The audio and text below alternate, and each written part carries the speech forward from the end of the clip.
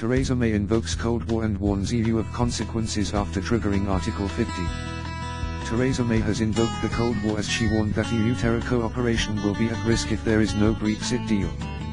The Prime Minister said the abhorrent Westminster terror attack reinforced the need for the closest links between police and security agencies across the European Union.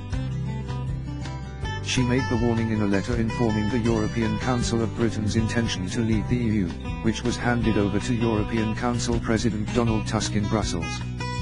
Mrs. May said, "With Europe's security more fragile today than at any time since the end of the Cold War, weakening our cooperation and failing to stand up for European values would be a costly mistake. In security terms, a failure to reach agreement would mean our cooperation in the fight against crime and terrorism would be weakened. In this kind of scenario, both the United Kingdom and the European Union would of course cope with the change, but it is not the outcome that either side should seek. We must therefore work hard to avoid that outcome." Downing Street insisted that the references to security were not a threat to the Brussels negotiators, but simply a statement of facts. The Prime Minister's words speak for themselves. "It's a simple fact that if we leave the EU without a deal, then the arrangements which we have as part of our EU membership will lapse," the Prime Minister's official spokesman said. It came as Mrs. May officially triggered Article 50, launching 2 years of negotiations that will end with Brexit in 2019. Speaking to MPs in the House of Commons, the Prime Minister described it as an historic moment from which there can be no turning back. Mr. Tusk said in his statement to Britain, "We already miss you. Thank you and goodbye." What did Theresa May say? Theresa May called on Britons to put their Brexit disagreements behind them and join forces on the momentous journey to freedom from the European Union. Click here for the full statement. She said, "Minutes ago in Brussels, the UK's permanent representative to the EU handed a letter to the President of the European Council on my behalf. The Article 50 process is now underway and, in accordance with the wishes of the British people, the United Kingdom is leaving the European Union. This is an historic moment from which there can be no turning back."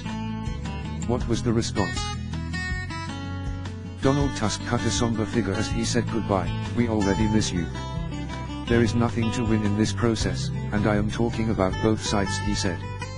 "In essence, this is about damage control." Jeremy Corbyn, the Labour leader, warned Mrs. May that returning from Brussels at the end of the 2-year period without a deal would have dire consequences for the UK. He said, "It would be a national failure of historic proportions if the Prime Minister comes back from Brussels without having secured protection for jobs and living standards. We will use every parliamentary opportunity to ensure this government is held to account at every stage of the negotiations." Mr. Corbyn also said the UK needed to retain full access to the single market to protect the UK economy. "We all have an interest in ensuring the Prime Minister gets the best deal for this country," he said. "To safeguard jobs, living standards, we do need full access to the single market." The 27 other members of the European Union vowed to act as one and preserve its interests in Brexit talks with the UK. A statement said, "We regret that the United Kingdom will leave the European Union, but we are ready for the process that we now will have to follow." For the European Union, the first step will now be the adoption of guidelines for the negotiations by the European Council. These guidelines will set out the overall positions and principles in light of which the Union, represented by the European Commission, will negotiate with the United Kingdom. In these negotiations, the Union will act as one and preserve its interests. Our first priority will be to minimize the uncertainty caused by the decision of the United Kingdom for our citizens, businesses and member states. Therefore, we will start by focusing on all key arrangements for an orderly withdrawal. We will approach these talks constructively and strive to find an agreement. In the future, we hope to have the United Kingdom as a close partner. What happens now? The leaders of the remaining 27 EU member states will hold an emergency meeting on the 29th of April to agree a common response to Britain's demands. The meeting will happen just days before the French election and mean there will no negotiations for a month.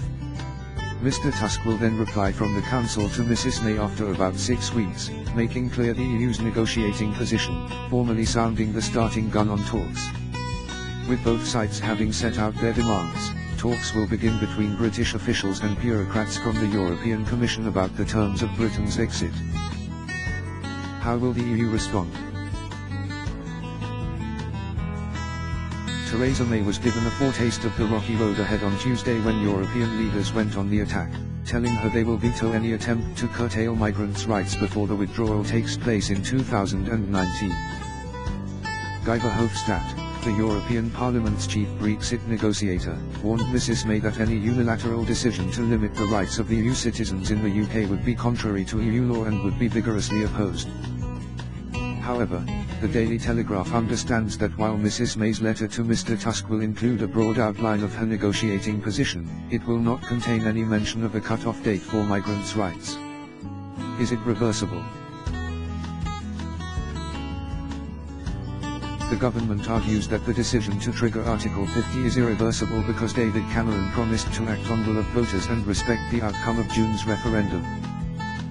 The question of irrevocability was raised during a Supreme Court hearing on the right of Parliament to give its approval to trigger the process of leaving the EU.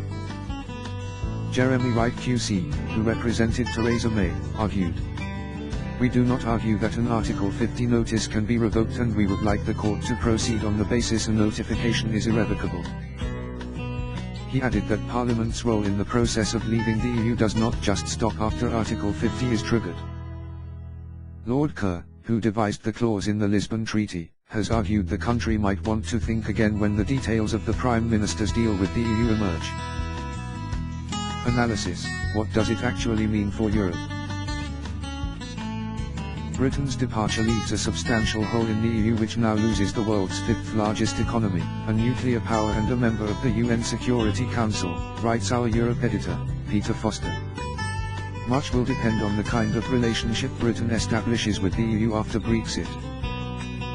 Theresa May has signalled she wants to use the UK military power and diplomatic heft as a way of the UK demonstrating it is committed to maintaining security in the neighbourhood. If negotiations turn nasty, and talks break down, it may take some time to build the diplomatic apparatus to allow Britain to contribute to European diplomacy from outside the EU.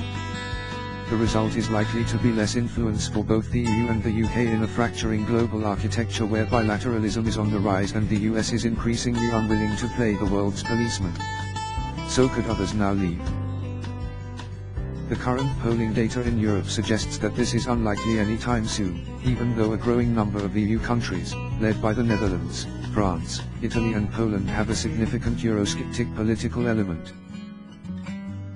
There is much dissatisfaction in Europe about the failure to generate jobs and a better economic future, but surveys show that even in countries where demand for a referendum is high like Italy and the Netherlands, voters still do not wish to leave the EU for now. Will we see more or less Europe? This is a very open question. There are those in Brussels who still hope that Brexit will inject new life in the grand European project spurred on, they hope, by the election of Emmanuel Macron in France and, possibly even the pro-EU Martin Schools in Germany. With these two new leaders in place, the Franco-German axis, which has always driven the direction of the EU, might suddenly fire into life. Skeptics note, however, that on the major questions such as the euro, EU defence and immigration, France and Germany remain poles apart. How did the markets react? Pound climbs towards $1.25. The pound, which rose to an 8-week high of $1.2615 at the start of this week as investors unwound record high short positions, climbed to a day's high of $1.2478 against the US dollar, up 0.2 PC on the day. It also made gains against the euro, up 0.5% to 86.47p per euro. This month the local currency has traded within a range of $1.21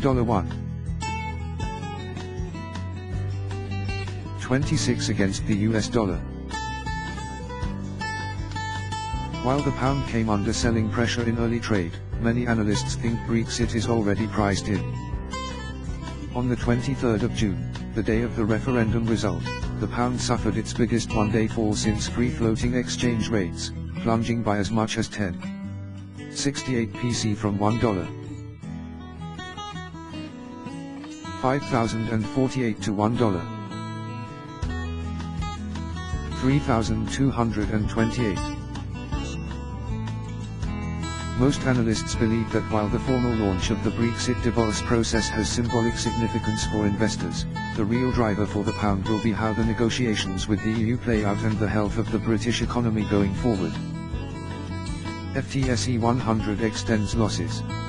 After a strong start to the day, the FTSE 100 slumped 0.3 PC, with banking stocks among the biggest laggards, down 0.4 PC. In early trade, the blue chip index climbed by as much as 0.41 PC to 7,373.62. Meanwhile, the more domestically focused FTSE 250 index extended its losses to 0.12 PC following the formal start of the Brexit divorce process.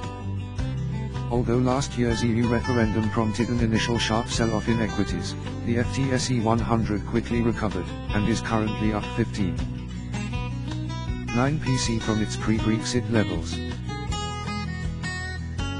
Earlier this month, the FTSE 100 hit a record high of 7,447.00.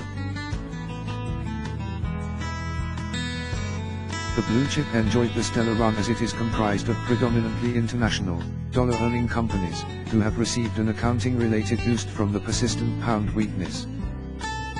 The pound remains 16 PC off its pre-Brexit levels. Meanwhile, the FTSE Local UK Index, which includes companies that generate more than 70 PC of their revenues domestically, remains 0.96 PC off its pre-Brexit levels.